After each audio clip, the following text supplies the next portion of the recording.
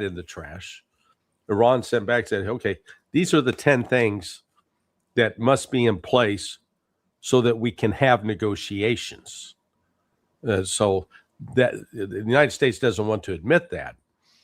But, for example, the U.S. initially signed off on that on Tuesday night. And then, oh my God, the Zionist lobbies went crazy. Oh, they're selling us out. And then the next morning, Trump's doing the Michael Jackson moonwalk backwards. Oh, no, we didn't say that. No. Hey, you better not charge a fee for people coming through the Strait of Hormuz or else. Or else what, you clown? I mean, I am so disgusted by Donald Trump. He is detestable. He needs to be removed from office. He is a danger to the world. So it's still not clear if Iran is going to show up in Islamabad. They made it very clear. The drones are still flying over Iran. They've shot them down, but that's a violation of what they requested. But back off. That's the message to the United States. Back off. But Iran is still. They closed the Strait of Hormuz yesterday in retaliation for. Shut it down so nothing was coming in and out because of Israel's attack on Lebanon. The country that's out of control in this is Lebanon, is Israel in terms of their actions towards Lebanon. So it's a dynamic process in play right now. It turns to be so much complicated for Donald Trump to keep Netanyahu, to somehow control Netanyahu from what he intends to do. The case of Lebanon is one of them. They talk about, even we had the article in New York Times that said the text that was sent to the Pakistani prime minister was coordinated, was somehow written by both sides, Pakistani together with Americans. Then he put it there, and he's talking about Lebanon. In that text, he's mentioning, including Lebanon and elsewhere. And here is, Larry, the text first, the first edition of the text was, it's written draft - Pakistan's prime minister message on X. Who sent that message to the Pakistani prime minister that he just copied and pasted on his account? Yeah, I don't know. It obviously was a copy paste job, but the United States signed off on a deal that it then reneged on, it backed away from, and it did so under pressure from the Zionist groups, both Christian and Jewish. When this news of this first broke Tuesday night, the Zionists were in shock. We saw that with Mark Levin. He was very subdued. I'm sure Bibi Netanyahu was having a meltdown. They got a hold of Miriam Edelson to, put pressure on Trump to, she's going to take back her $250 million. And then Trump with his outbursts on social media. He's honest to God, he is deranged, mentally not fit to be president, and he must be removed. And I'm afraid that we don't have a way to do it. 25th Amendment's too complicated, and impeachment will take too much time. But let's just hope that that Susie Wiles will, take the lead and keep him from doing something utterly crazy. But they ought to. These truth social messages he puts out, just attacking people, the attacks he unleashed yesterday on Tucker Carlson, Marjorie Taylor Greene, Candace Owens, Alex Jones, just disgusting. A level, God, he's worse than some teenage girl. He just, thin-skinned. There's nothing presidential about him. And this is, good God, do I regret voting for the man. take it back 100 times. He will go down in history as the absolute worst president in the history of the United States. What's so amazing about Mark Levin, as you mentioned, the night before announcement of the ceasefire, he was talking about how to nuke Iran, how to destroy everything, remembering what has happened in Japan. And right after the announcement, he was mentioning something that, what can we do with the people of Iran right now? They need us. We have to go there. How can we betray? He was talking about nuking Iranian people. And the day after, he was talking about, saving Iranian people and helping, liberating Iranian people. Yeah. No, I mean, there's just no, again, these are not rational human beings. The whole Zionist cause is built on an entire fraud, a lie. God gave us this land. God loves us more than everybody else. Oh, shove it. Okay. I'm tired of hearing it. I join those who are anti-Zionist. It is an evil cult, is best described. Larry, how much of what has happened with this decision of Donald Trump? My understanding was that Iran has never changed its position since the war started. They always asked the same sort of points. But it was Donald Trump on his part to accept it, to go negotiate on those points. That's why it was all his decisions. The deadline, it was about him, not about him negotiating with Iranians. Just think about it. The reality is the United States has been pressing the Pakistanis, the Egyptians, Turkey, have been pleading with them, get a hold of those Iranians. We want to have talks, please. Well, why? You're winning the war. I mean, you've crushed Iran. There's nothing left. They've collapsed, right? So this is another example of how Trump says one thing, but his actions dictate another. They're desperate to get this stopped because of the economic implications. The stock market still does not accurately or adequately reflect the damage. When Trump announced, we got this peace agreement or negotiations are underway. The stock market blew up, 1,400 points.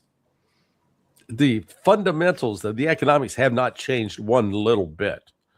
The reality is there are supply chain shortages.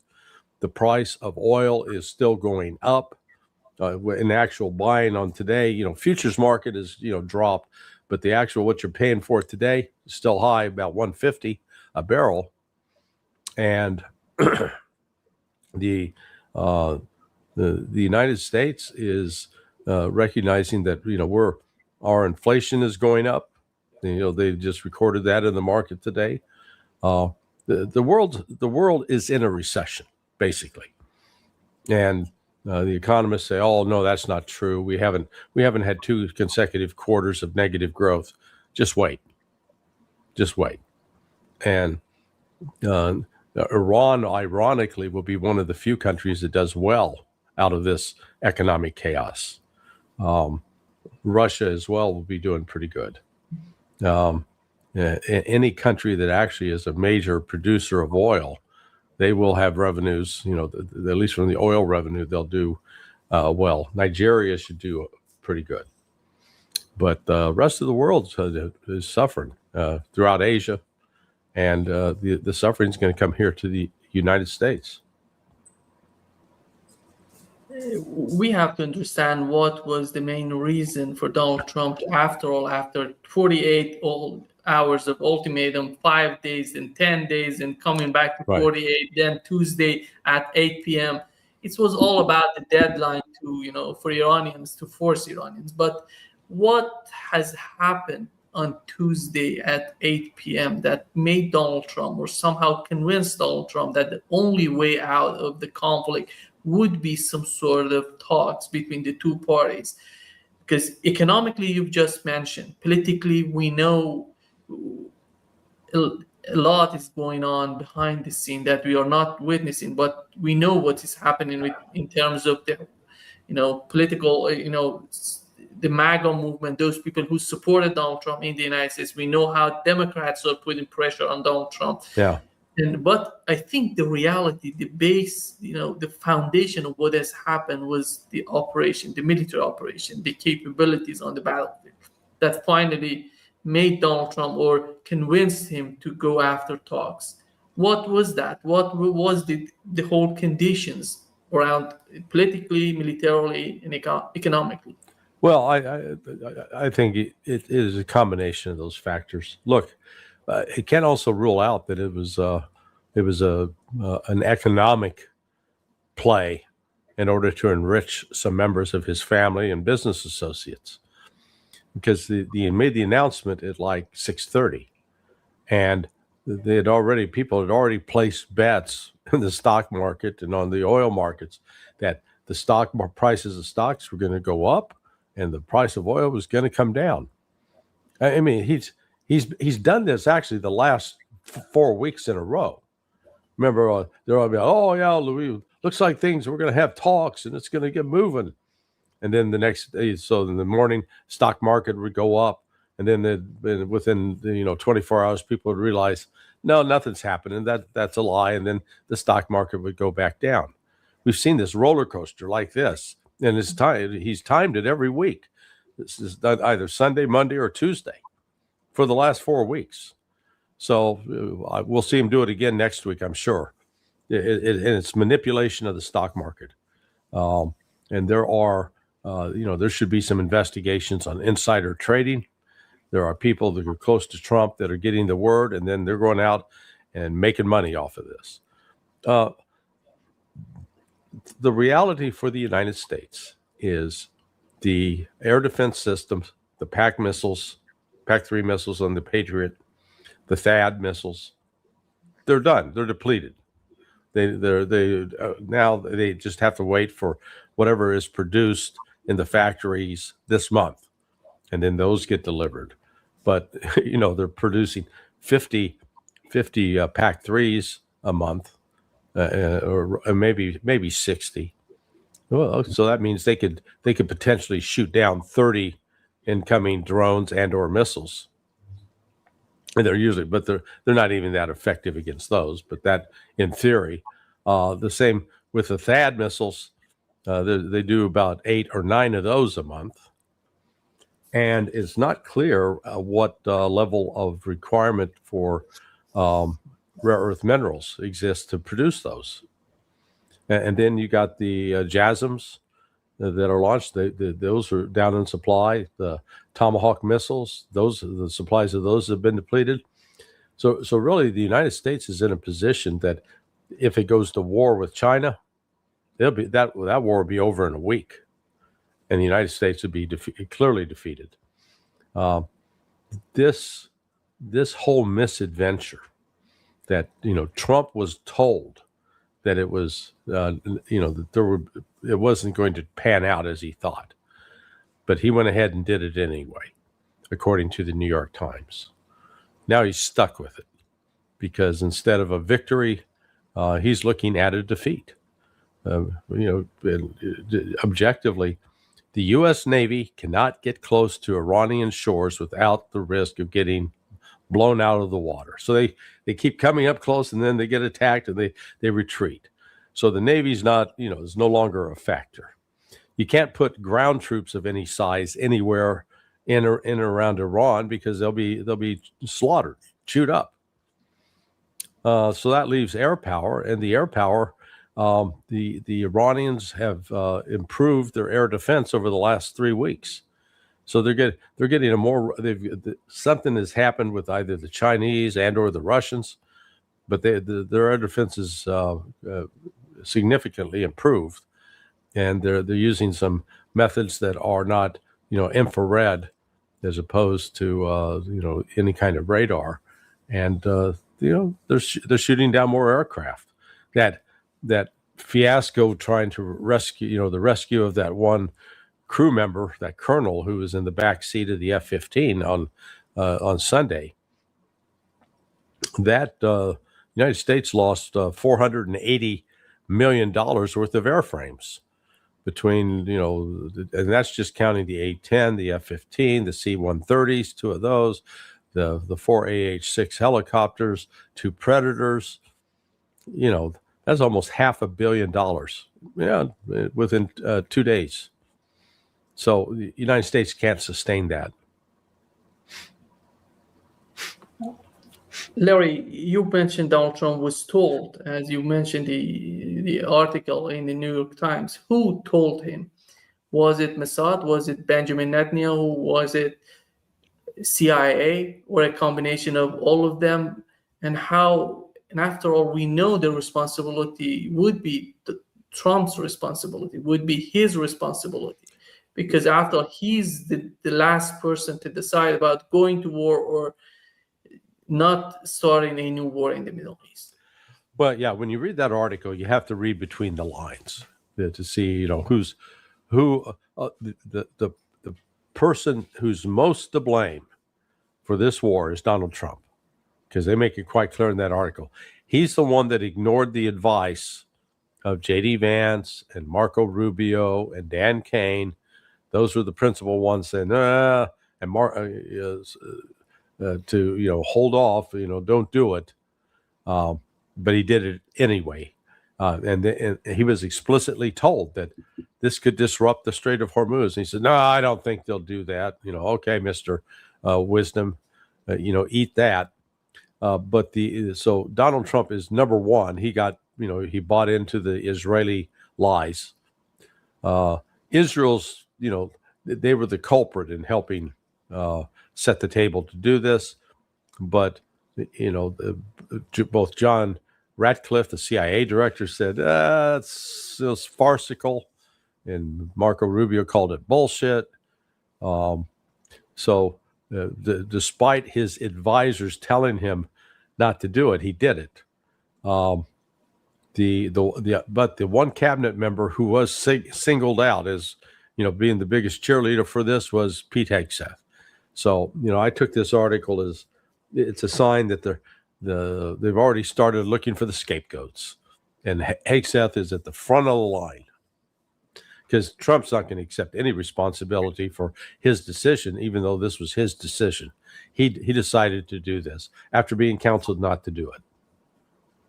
I think he mentioned that, in one of his latest talks with the press. He said Pete Hegseth was the first one to stand up and say, let's do it, and we're going to make huge progress. And I think that's going to end up for Pete Hegseth.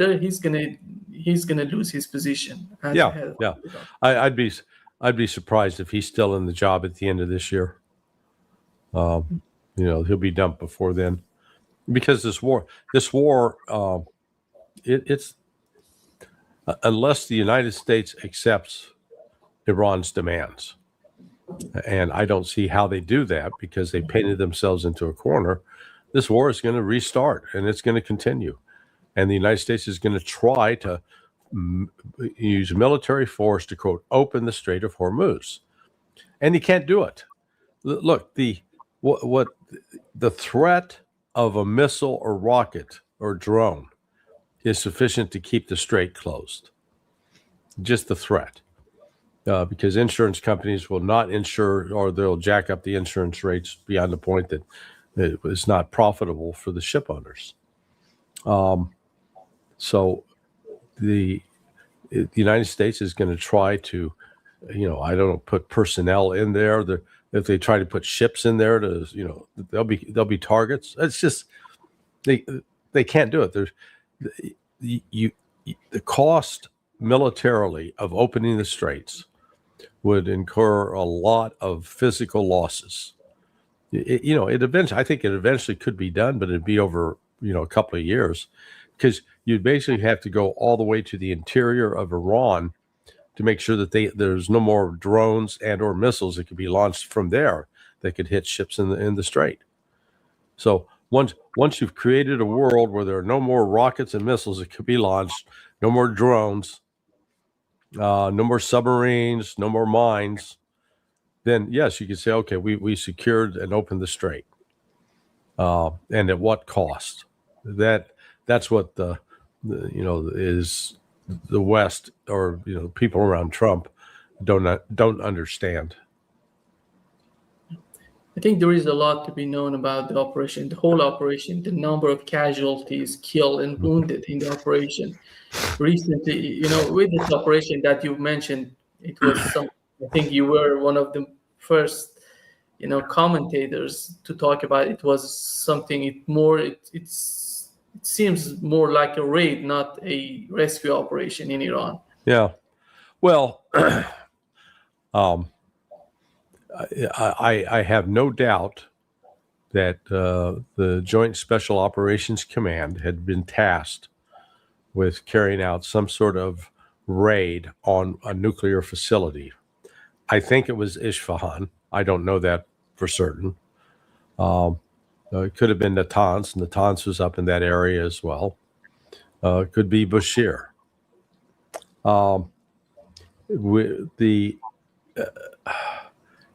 There's a lot of things that don't add up. Trump's description of the hundreds of aircraft supposedly involved in this mission. That I don't know what he's talking about, because that if they'd had that many aircraft over there, a lot of those would have been shot down, and they weren't. What we do know is we had the two C-130s on the ground. They did show evidence that they had been, well, at least one of them had been shot at. Now, did the shootings take place in the air, or were those bullet holes the result of what happened on the ground? Don't know.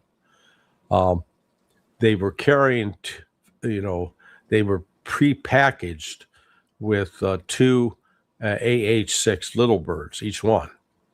Now, on a normal combat search and rescue, a CSAR, you wouldn't go out with two aircraft like that for just one guy. That doesn't make sense, because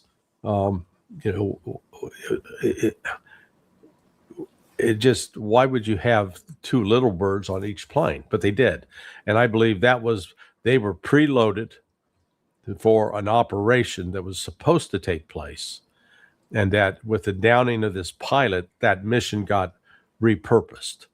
In other words, they shifted away from it. Now, I know others believe that they'd actually gotten people on the ground and had tried to, and got defeated, but where are the bodies? We don't see any bodies. The explanations offered, though, for why the C-130s couldn't take off, it doesn't make a lot of sense, because they didn't land in soft sand. Yet they're said that they got stuck in the sand. They landed on airstrips. I just saw another video that there's an airstrip about 9 kilometers to the north in a valley, but then there was one actually in this area where they landed. Again, it's just, we don't have a good explanation. All I know is the explanation, what Trump and Ratcliffe and Hegseth said the other day about the rescue, was a lie, just a pack full of lies. What's really interesting is they've kept the identity of the pilot and the colonel who was riding in the back seat. They haven't identified them. So I know who the guy is, or at least, I know who the guy is. And it is, this was, I think if it was going to be carried out, they were going to try to get to Isfahan's nuclear facility. They're going to get inside, plant explosives, blow it up, and get away. I think that was the plan. But obviously, they didn't get executed, and I doubt if it will be executed now. But the colonel himself was one of the main question marks in the whole operation. Why do you need someone like him? Yeah, no, that I think people are reading way too much into that. A good friend of mine who served, he was at the base in Qatar, Al Udeid Air Force Base, at the Combined Air Operations Center about 10 years ago. And he described how the 2-star general that commanded that facility, from time to time, he'd say, hey, I want to go flying in a mission. So he'd go out and fly in a combat mission. and everyone was like, he shouldn't be. He could do it because he was in charge, but it wasn't really the best thing. And I think that's what happened here. This guy is the vice wing commander of the U.S. base there in Jordan, Mawafik Salti. And I think he just wanted to get his get his boots wet, so to speak. This is all going on, and I don't want to just be sitting back in the back. But then he gets shot down. All of a sudden, that was a priority. Recovering him was an issue, but again, we don't know what happened. He was on the ground for almost 48 hours, and we've heard everything from he had a sprained ankle to a broken ankle to a broken leg, and from I've seen one map which pinpoints that where he landed after he ejected from the plane, and then most likely he only had to crawl about a mile and a half away to get up into a mountain where he could be hide behind some rocks. But then the issue is finding him. How do they locate him? Yeah, lots of questions. Yeah.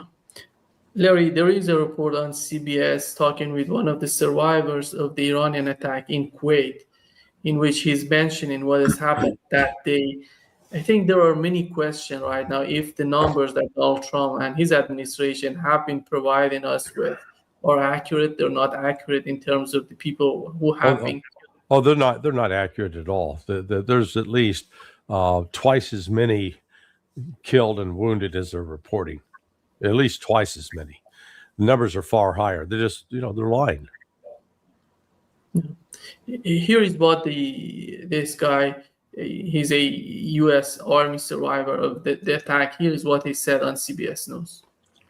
Interview with a member of the Army's 103rd Sustainment Command, which is based in Iowa. The soldier survived an Iranian drone strike that killed 6 others and says their unit was unprepared to defend itself. We agreed to conceal the soldier's face and voice. Here's CBS News correspondent Jonah Kaplan. Photos and video obtained by CBS News reveal the charred aftermath of the deadliest Iranian attack on U.S. forces in 5 weeks of war. Everything shook, and it's something like what you see in the movies. Everything, your ears are ringing. There's dust and smoke everywhere. This soldier was part of a crew of about 60 troops stationed at the military post in Kuwait hit by the strike. He says his unit's leadership ordered them there despite intelligence showing it was a potential drone target. We moved closer to Iran, to a deeply unsafe area that was a known target. So what was the reason that you were told for why you needed to be there? I don't think there was a good reason ever articulated. The attack killed 6 American soldiers and injured dozens more. Were these deaths preventable? In my opinion, absolutely yes. Yeah, he said they were moving closer to Iran, and instead of they're removing them from that area and putting them in some other places far away from Iran. Right. What was that, Larry? I don't know. These were not attack troops. These are all, I call admin types, maybe doing intelligence work. It's just a failure to do proper risk assessment. And if you're going to put troops forward, at least put them in a facility that is bunkered, that has some protection against an explosive. This had a very light roof. It was easily breached. So, this, again, it's just reflective of the fact this was not well planned out at all. They're just throwing stuff against the wall, hoping something sticks. It seems to me that the way that he's talking about, it seems that Donald Trump and the administration thought that everything gonna collapse. Then they were moving the troops, the forces closer to Iran to get in Well, yeah, again, this was, putting people in bases in Kuwait and Saudi Arabia, Qatar, United Arab Emirates, Bahrain. I don't know what they were thinking. As far as that they would be able, well, actually, I do. I think there was an enormous amount of overconfidence, that the Patriot missile batteries that were there, the air defense systems would work and would protect them. And it turned out they were inadequate. They don't protect people. Larry, Benjamin Netanyahu finally achieved the war he wanted for such a long time. And he really wanted this war. What is the outcome for him? What is the outcome for Donald Trump? So far, I'm not there because we are still in the war. And it's not this negotiation. I don't see any outcome, positive outcome from these sort of negotiations in Pakistan. And here is what John Kerry said about the behavior of Benjamin Netanyahu.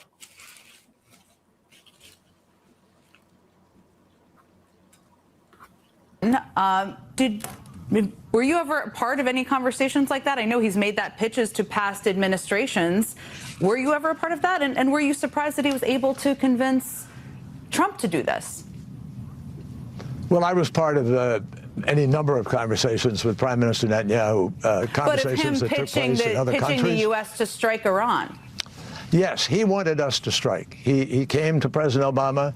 He made a presentation to ask to strike. President Obama refused. President Biden refused. President Bush refused. The only president who has agreed to this, obviously, is President Trump. And it's really... I think this is a huge, because he was asking each and every president in the United States for such a long time to do that. But finally, Donald Trump did it. Well, I know that there was the plans were well advanced in 2006 to try to do a regime change to take out the government in Iran and put in a government that the United States would be in control of. But that collapsed. That didn't proceed. But there was active planning for it. I know the CIA was actively planning for it. So, and DOD was positioned, but I think there was a combination of the increased insurgency in Iraq that finally convinced the United States that they had their hands too full, that they didn't have Iraq under control, and Afghanistan as well was not under control. So, but they definitely planned it, and Trump listened to Bibi and went along with what Bibi said. That's the simple way to put it. This is Trump's war. He's responsible, and it hasn't turned out as they thought. It's led to a dramatic increase in fuel costs around the world, supply chain shortages, shutdown of, it's going to make it very difficult to produce computer chips because of the helium shortage, agriculture suffering with the cutoff of fertilizer, and then the rising price of fertilizer. It's also led other countries then to start, getting rid of U.S. dollars. So the dollar, the value of the dollar is falling dramatically, and France withdrew all of its gold from the United States and returned it to France. Japan's starting to sell off its U.S. treasuries. So it's instead of a world in which the United States can reestablish itself as the economic power, the superpower controlling the events, it's damaged us severely, and that's on top of the reputational damage for being militarily weak. Because we've just demonstrated we couldn't stop the Houthis in the Red Sea, and now we can't reopen the Strait of Hormuz, and all these Gulf countries that put their trust in us. Oh, we got your back. Well, turns out we didn't. How problematic is the situation between Israel and Lebanon for the ongoing, for the upcoming talks between the two parties, Iran and the United States? That's been going on for, 50 years, 46 years. Hezbollah was born in 1982 as a result, and partly as a consequence of Israel's invasion of southern Lebanon. So Israel's been on this almost half a century quest to get control of Lebanon and has been unable to do so, and is going to fail this time. Hezbollah is, despite the claims that Hezbollah was severely weakened and destroyed, and the Nasrallah, yes, he was assassinated. Leadership is going. We got rid of the leadership. And then we used the cell phones, exploding pagers. And now what's happened? Hezbollah's back. It's fighting effectively. It's destroying, hundreds, literally more than 100 Israeli Merkava tanks. And when you destroy those tanks, you are killing or wounding crew members. So no telling how many have been killed and wounded in those assaults. But, they're talking about trying to find an agreement. Lebanon's president traditionally has been Christian. But then what did Iran do? Israel do the other day, on Wednesday? Killed a bunch of Christians. Yeah, that's a good way to get them to come around. Go kill the women and children and old men. Yeah, that'll make the Lebanese saying, "Oh yeah, we got it. Let's get along with these Israelis. They can be our friends." Not going to happen. Larry, if you were to mention the main barriers for the two parties to negotiate, to talk, considering 10-point proposal, what are the main barriers for the two parties? Well, the United States wants to eliminate Iran's nuclear program. Iran's not going to eliminate its nuclear program. The United States wants Iran to cut back and curtail production of ballistic missiles and how far they can travel. Iran's not going to do that at all. They're not going to negotiate over control of the strait. I mean, Iran controls the Strait of Hormuz. Okay, so that's not a negotiable point. They've already established it's under new ownership. You're going to pay to use it. The United States may not like it, but it can't do a thing to change that. Yeah. So no, I see no foundation for an agreement, other than the United States surrendering and having to admit, okay, we were wrong. We shouldn't have done this. Iran has already, through military attacks, driven U.S. out of many of the bases in the Persian Gulf, and they won't be back. U.S. is not going back to Bahrain, where the Fifth Fleet was headquarters. That's done. So, Iran is actually, well on its way to achieving what most of the points that are listed there in that 10-point document. Is that something similar? Are you expecting something similar happening in Iraq? What do you mean? Because because they withdrew the troops from Iraq. Oh yeah, U.S. Yeah. Oh, you're going to see a closer relationship. Not only U.S. troops, we had European troops as well. Right. No, you're going to see a closer relationship going forward between Iran and Iraq. That's for sure. That they, Iran would probably tell them, hey, go ahead and retake Kuwait. The Al Sabah family's not going to be happy about that, but this was this one of the fruits of victory.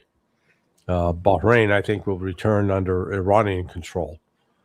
So it'll be up to the UAE, Qatar, and Saudi Arabia to figure out what are they going to basically accept Iran's new status as the dominant power in the Middle East, replacing the United States, or are they going to continue to hitch their wagon to the U.S.?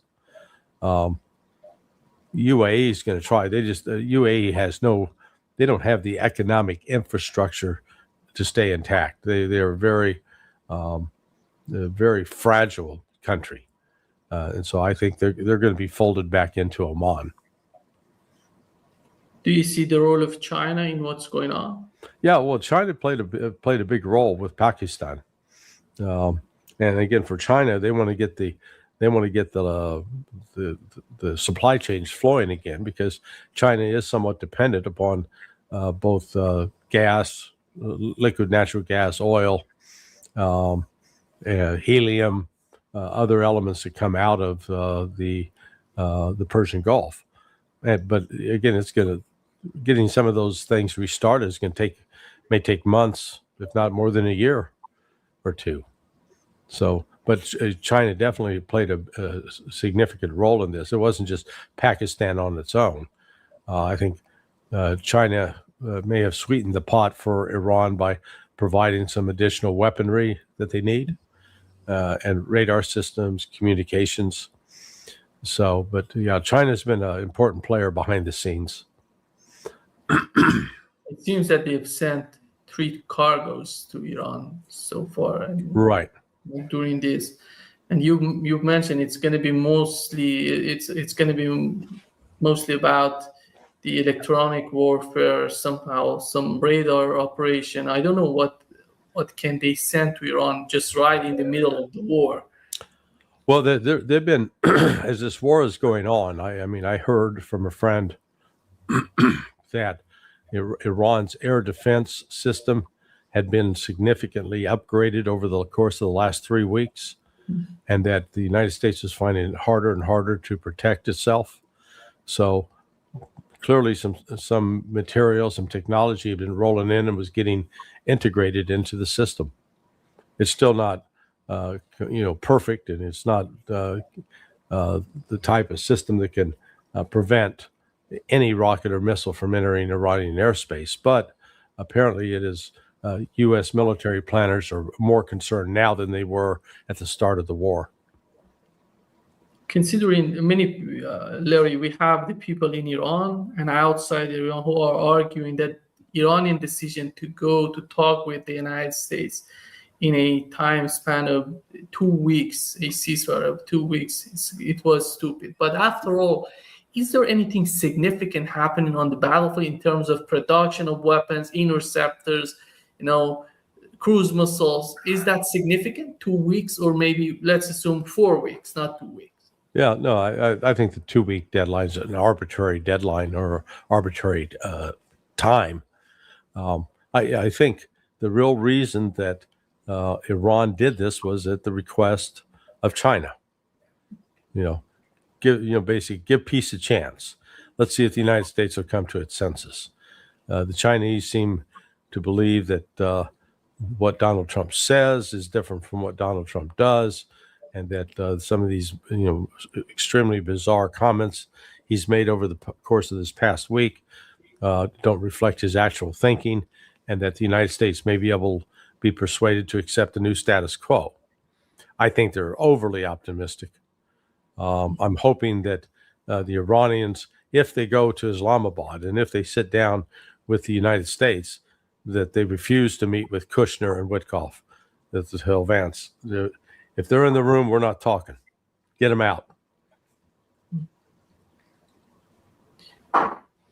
Do you think that J.D. Vance could do something different from what we've seen so far? With all negotiations with Russians, with Iranians, these 2 guys were incapable of doing something substantial, doing something important. And how do you see, J.D. Vance being part of the team? Because it's, after all, in my opinion, Larry, in my humble opinion, I think that J.D. Vance can save himself, his political life, his opportunity for 2028, if he's serious about doing something, not only with Iran, but also with Russia as well. That could save him. It's a golden opportunity. Is that the case, or we are expecting too much from J.D. Vance? Yeah, I think you're expecting too much.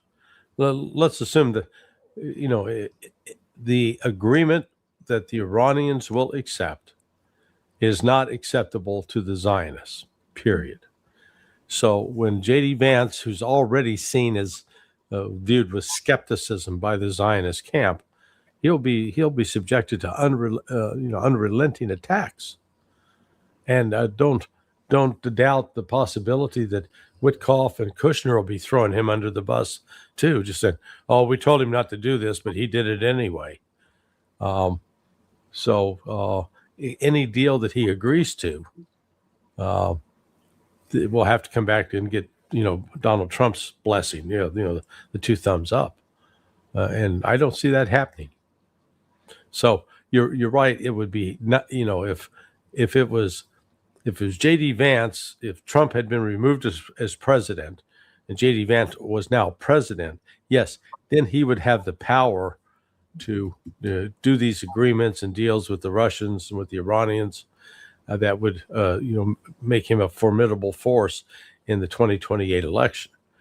But as long as he's still sort of the bag handler, the vice president, he doesn't get to make the call. He can negotiate the deal And if it's a bad deal, he gets blamed. And if it's a great deal, if it succeeds, Donald Trump gets the credit. Yeah. So he's just, it's sort of a thankless job. I think, if anybody could go have potential success, he could. But like I said, when you play it out, if Trump doesn't like the deal, Vance will get blamed for selling out America, or however you want to call it. Maybe Trump will talk about him like he's talked about Alex Jones and Megyn Kelly, and not a very stupid person, just not very bright. He doesn't care about these people. He said the same about Marjorie Taylor Greene. He said it's unbelievable the way that he's firing at those people who basically supported him without expecting anything from him. These people just supporting him. It's not just Lindsey Graham supporting Donald Trump. It was these people just using their power, their influence to support him. Right. Yeah, no, it's a one-way street with Trump. There's no loyalty down. You got to be loyal to him, worship him, but he'll throw you under the bus at the blink of an eye. I don't see Donald Trump, if he decides to double down on what's going on with the war. It's not going to help him in a long run, because, Larry, if we assume before this war started, even the first round of the war, it was June 2025, that he decided just to give the green light to Benjamin Netanyahu to attack Iran. Now, you look at the sequence of what has happened. So it's a total failure, strategically, militarily, everything. I don't know how far he would go with this sort of, suggestions of Benjamin Netanyahu. Is he suicidal? Because we have to, if that's the case, we can say that he's suicidal. Yeah, I don't know if it's blackmail. If he's completely compromised and he's being threatened in order to go along with this, or if it's just his own narcissism. He has his obsession with getting rid of Iran. That's not new. He was talking about that 30, 40 years ago, when he was a young guy, and again, didn't know a lot, but had a lot of opinions. And now that with his brain dysfunction, the things that have been kept back, suppressed, are coming to the fore. And now that's why, we got to get rid of. We're going to obliterate their civilization. I'm not even sure what that means, other than if you're going to commit mass murder, which and again, Trump's not. He doesn't have a filter. There's no social consciousness that's sitting there saying, no, you can't say this and you can't do that. No, he's completely unfiltered now, which is sadly one of the signs of dementia. Comes with aging. Yeah, I think the Epstein file has a lot to do with what's going on with Donald Trump. Here is what the report on the Epstein file, the latest. Going for the Trump administration right now, Antonia? Things are going so well that a war that has bumped the Epstein investigation to the back page for the last 5 weeks is going so badly that the First Lady of the United States makes an unscheduled, impromptu statement about the Epstein investigations that the administration was so desperate to get out of the headlines, to get back in the headlines during an international armed conflict where 48 hours ago, the President of the United States, her husband, was threatening the destruction of a whole civilization. So we are 48 hours separated between threatening war crimes and distracting from the threatening of war crimes and a colossal disaster of our own creation in the Middle East. And now we are burying a statement by the First Lady about an investigation that the Department of Justice has so bungled that Pam Bondi who 1 week ago was the Attorney General of the United States and who 1 week from now should be testifying before the House Oversight Committee, will not be testifying. And the argument that the administration is advancing there is, well, she's no longer the Attorney General. Yeah. You know, the war is going really well when you have to have Melania come out and talk about Epstein in order to draw attention away from the war. Yeah, hilarious. This is not going to go anywhere good for Donald Trump. Yeah. You know, it is, he's caught. And, you know, the thing that's so shocking is instead of him trying to cultivate or retain the support of people, he is attacking the biggest social media platforms and influencers in the United States and in the world. So when you go after Tucker, Candace has got the #1 show on, you know, on TV, but Tucker, Rogan, and Candace, good Lord, you know, there you're talking millions, and Trump keeps talking about, oh, you're not on television anymore. Nobody watches the goddamn thing, okay? You know, the people are not tuned in to CNN and MSNBC and Fox. It's just a bunch of old farts like me that'll watch Fox. You know, people your age and younger, you're doing other things. Thank you so much, Larry, for being with us today. All right. I'm sorry we couldn't see Colonel Wilkerson today. Yeah, exactly. He's traveling. That's why he's not with us today. I forgot to mention that. Yeah, but we miss him. We'll see him next week.